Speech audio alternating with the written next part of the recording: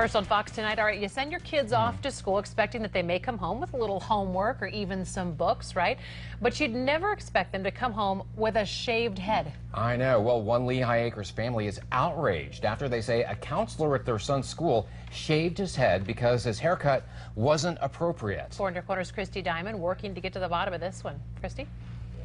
All of this started when the 6th grader's stepdad, who actually owns a barber shop, gave him a special haircut before the Miami Heat game last weekend. Well, when he showed up to school with that haircut, administrators said it was gang-related and violated school policy. And it's what happened next that has these parents so upset.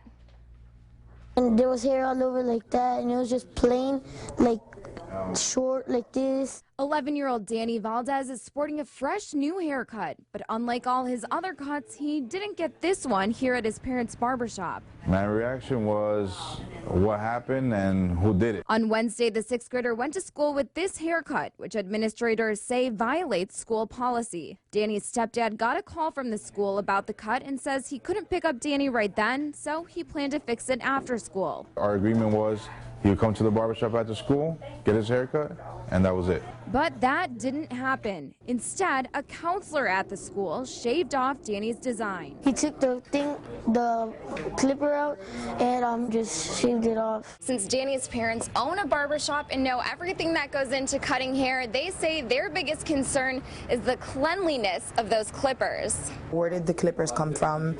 How sanitary were they? Who's used them before? Where have they been? Danny's mom says she agrees with the school's haircut policy, but doesn't agree with how they handled it.